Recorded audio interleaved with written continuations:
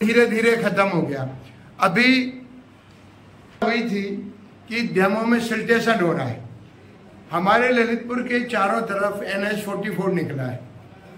अगर शासन चाहता तो गर्मियों के समय में जब तालाब बांधों में और तालाबों में पानी जल स्तर बहुत कम हो जाता है, उस समय अगर सारा ये मिट्टी खोदने का काम अगर NH को दे देते तो शायद हमारे यहाँ तालाब अपने बांध और तालाब अपने आप गहरे हो जाते।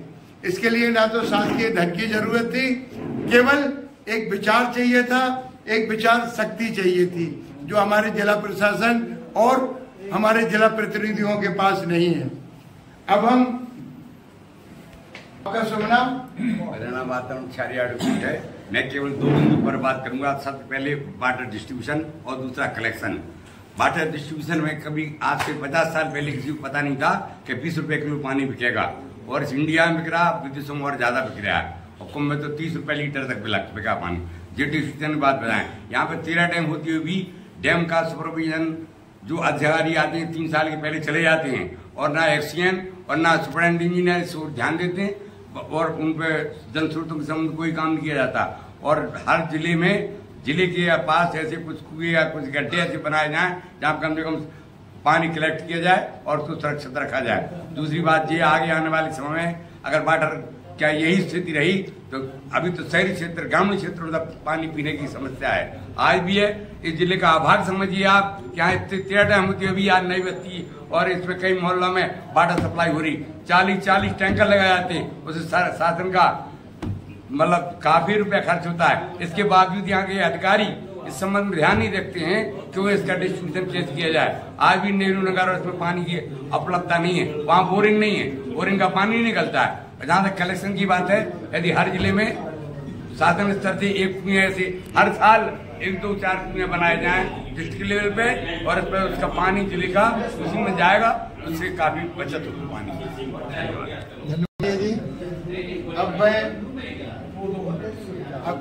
महासचिव सिमट की जलधाराएं अगर हमें कहाँ ले जाएंगे, हम अपने आने वाले कल को इसका क्या जवाब देंगे कि पानी हमने अभी तक उसके ऊपर हम लोगों ने विचार क्यों नहीं किया। जल ही जीवन है, और जीवन बचाने के लिए जल सबसे ज्यादा आवश्यक है। सबसे पहले तो ये है कि गांव का पानी गांव में बना रहे, इसके लिए 20-20 हेक्टेयर में छोटे छोटे तालाब बनाए जाएं, और जो पुराने कुएं, बावड़ी इत्यादि नदियां, नाले थे, इनके जल स्रोत खोलकर इनकी सफाई कर दी जाए, तो निश्चित रूप से पानी सुरक्षित होगा। गांव सभा हो, चाहे नगर पालिका हो, चाहे कहीं हो, अगर वहां सीवर लाइन डले और पेपर ब्रिक्स जो मिश्रा जी ने कहा था ये बिछाकर, सामान्य सड़कें जो हैं वो सीसी की न बनाकर पेपर ब्रिक्स से बनाई जाए, तो पानी बरसेगा जो पृथ्वी में जाएगा और जल स्तर ऊपर की ओर आएगा। पुराने कुएं, तालाब, बावड़ी, नाल, नदियाँ ये संरक्षित की जाए, बोरिंग सीमित की जाए, और अनुमति के बगैर बोरिंग ना कराई जाए, तो पानी ऊंचा रहेगा।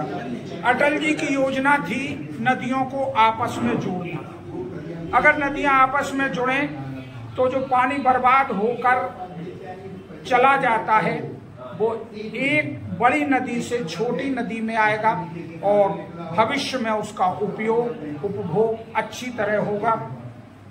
खास तौर से जो हमारे नक्शे स्वीकृत होते हैं उनमें सबसे बड़ी बात है रेन वाटर हार्वेस्टिंग प्लांट लगवाए जाएं, तब ही नक्शा स्वीकृत किया जाए, अन्यथा रुपयों की मार से नक्शे स्वीकृत हो जाते हैं, मकान बन जाते हैं। जल के लिए सुरक्षित करने को कोई भी ऐसा वैधानिक प्रक्रिया अमल में नहीं लाई जाती। इसीलिए सरकार ध्यान दे और हर व्यक्ति अपना उत्तरदायित्व निभाए, सीमित जल का उपयोग करे, और जल संरक्षण के लिए जो भी शासन प्रशासन से हम लोगों को प्रक्रियाएं दी जाती हैं उनको पूर्ण किया जाए। सर्वप्रथम मैं सभी महानुभावों को बहुत बहुत धन्यवाद देना चाहता हूँ कि हमारे सुनील शर्मा जी ने जो एक जल संरक्षण का बिंदु रखा है। निश्चित तौर पर जल जीवन है।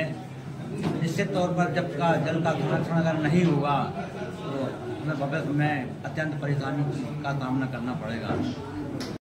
आज जो जल स्तर की जो कमी हो रही है उसका कारण क्या है?